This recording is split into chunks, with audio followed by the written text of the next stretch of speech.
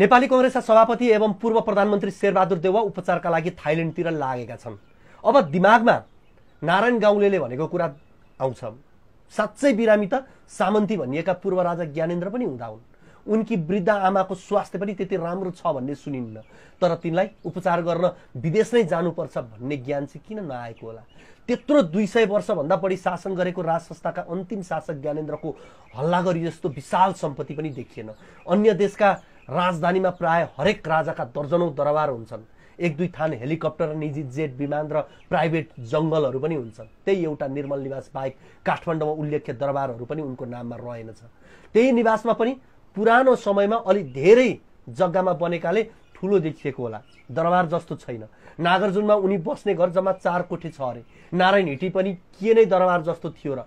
अलिकति जग्गा र पर्खाल न हो, संग्रहालय बनेको त्यो दरबार छिर्दा जो कोही अचम्मित हुन्छ। कति मामुली बेडरुमहरू, कति सामान्य सजावट, बरु राणाहरूले बनाएका महल भव्य र महँगा लाग्ने।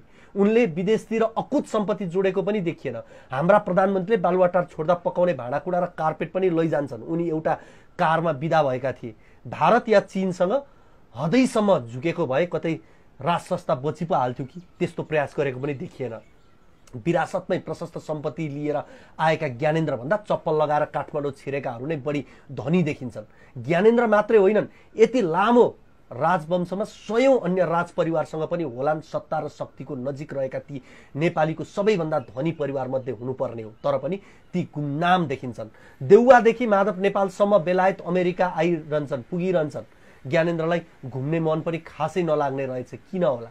सबैभन्दा महँगो कार चढौँ, सबैभन्दा अग्लो महलमा बसौँ, सबैभन्दा महँगो डिजाइनको फेसन लगाउँ भन्ने चाहना पनि किन नआएको होला? म नाथेलाई त लोभ लाग्छ। मन्त्रीहरू एकपटक चढेको गाडी नचढ्ने भन्छन्। उसले नयाँ गाडी मागेको या किनेको पनि सुनिन्न। लन्डनको ह्यारोसमा सपिङ गर्ने रहर किन नलागेको होला? फ्लोरिडा या मियामीमा होलिडे मनाउने रहर किन नआएको होला? किन चितवन या पोखरा मात्रै मन परेको होला? पूर्व नै भए पनि राजा त हुन्। यसो हेर्दा अति सामान्य लाग्ने जीवनशैली किन अपनाएको होला? ज्ञाने चोर देश छोड भन्ने मध्ये म पनि एक थिएँ।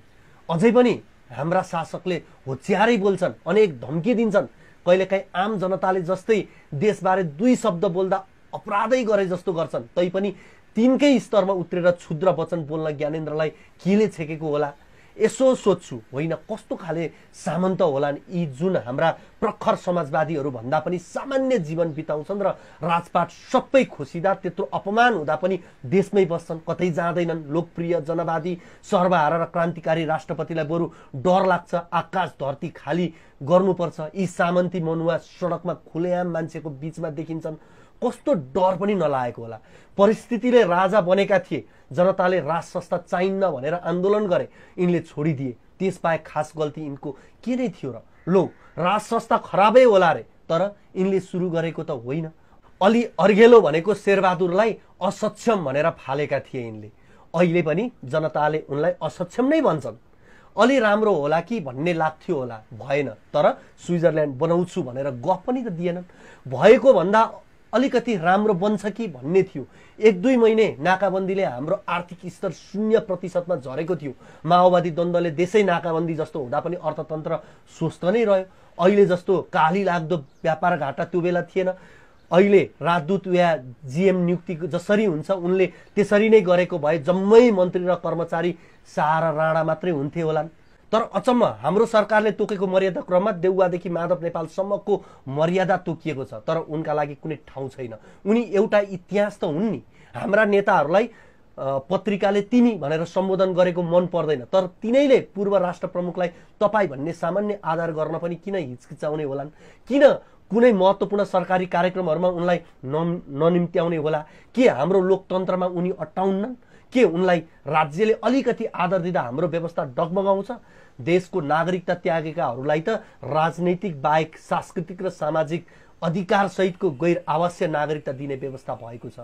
अलिकति ठुलो मन गरेर यी अन्तिम राजा बाँचुन्जेल राजनैतिक बाहेकका चाडपर्व, जात्राहरू, मठ मन्दिरसँग जोडिएका सांस्कृतिक अधिकार दिन सकेको भए पनि त हुन्थ्यो। हाम्रो समस्या राजनीतिसँग पो थियो। धर्मनिरपेक्ष देशमा नास्तिक, भौतिकवादी, मुस्लिम या क्रिस्चियन जो पनि राष्ट्र प्रमुख बन्न सक्छ, तर उसलाई मच्छिन्द्रनाथको भोटो दर्शन गराउनु कतिको सार्थक होला?